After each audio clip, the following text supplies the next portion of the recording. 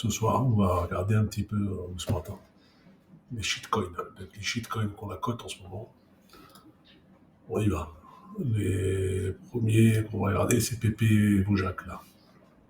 Les espèces de deux mêmes dégueulasses qui ont pris de l'ampleur, on va dire, au mois de mai, quoi. Qu'est-ce qu'ils deviennent et où ils vont aller. Pépé, quand on regarde volume au plus haut de sa forme, il était autour de quelques centaines, plusieurs centaines de billions en unité de Bojac, hein, donc ça fait à peu près 10 moins 3, 4, 5, 6, 7, 10 moins 7. Donc, billion 10 moins 7, ça fait quelques centaines de milliers d'euros, quelques millions d'euros. Ça a bien pompé. Ça a fait son petit presque 10 sur toute la période du mois de mai. Et puis c'est retombé. C'est retombé, pas au plus bas, mais ce qui est un peu révélateur, c'est le volume qui s'est effondré. Donc en gros, on peut dire qu'il y a quelques loulous de la communauté qui maintiennent un range et qui doivent se faire un peu d'argent parce que ça bouge pas trop en fournissant de la liquidité de deux côtés, mais voilà. Ça pue un peu, c'est très communautaire, donc on peut penser que, sauf à revoir un Roland à suivre, est facile à suivre puisque c'est la communauté et le temps d'embarquement de gens qui sont externes. Mais honnêtement, je le sens pas. Bojac, un peu pareil, pattern tout à fait similaire, il est redescendu un peu plus bas. Je pense qu'il est moins soutenu par quelques loulous communautaires, en tout cas il a stabilisé plus bas.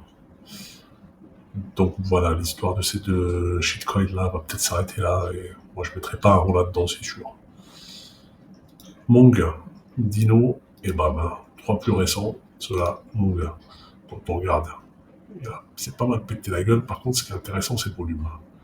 Un volume net qui est négatif en ce moment, néanmoins il y a un beau volume, ce qui veut dire quand même qu'il y a de l'engouement, il y a de la découverte. Donc Mong à suivre, parce qu'avec un volume pareil, l'idée c'est de rentrer à un moment donné où c'est relativement bas, et là en ce moment c'est pas mal. C'est pas mal, et on voit que le volume s'équilibre à la baisse, mais il est quand même assez haut même à l'achat. Donc à suivre, et c'est pas déconnant de mettre un petit jeton là-dessus, quelques centaines de balles là. Dino,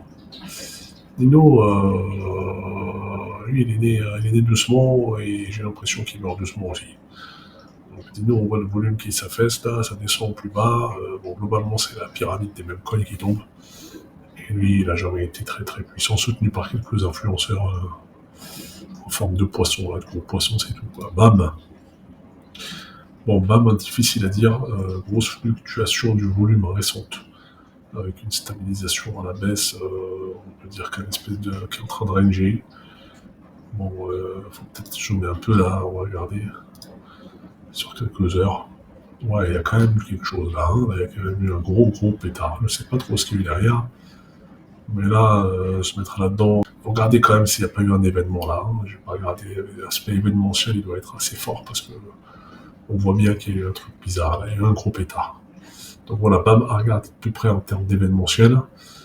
Et si jamais c'est un événement qui est très ponctuel, faut voir si le retour à des volumes qui étaient juste avant l'événement là pourrait se faire. Et s'il se fait, ça pourrait être fort. Donc quand même celui-là à suivre, donc je dirais globalement Mong et Bam à suivre.